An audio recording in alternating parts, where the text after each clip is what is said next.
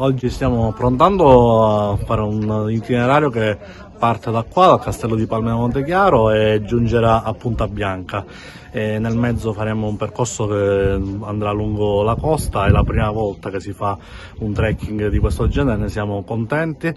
Avremo pure la possibilità di fare una sosta all'interno di un glamping che aprirà a breve, e ci hanno dato la possibilità appunto di entrare, fargli visita e poter degustare anche dei prodotti di eccellenza di questa azienda. I benefici intanto c'è un benessere sia fisico che anche a livello mentale,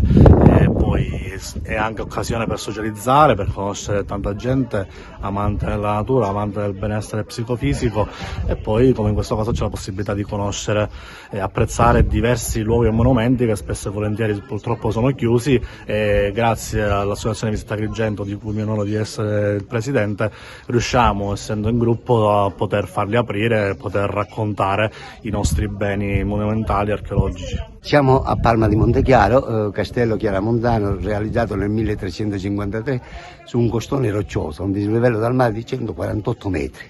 E in modo particolare serviva per la difesa di tutta la costa, per segnalare se c'erano navi turche eccetera che venivano da queste parti, ma serviva anche come punto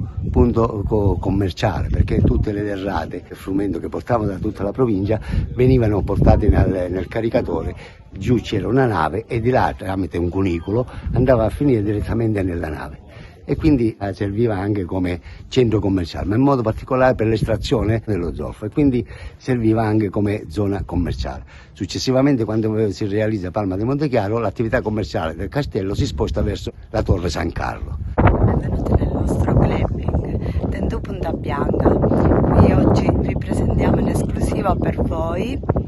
le nostre 3 tende, sole, mare, terra, e la nostra suite dell'incanto. Il nostro obiettivo è quello di trasmettere alle persone di vivere una vacanza diversa dal solito,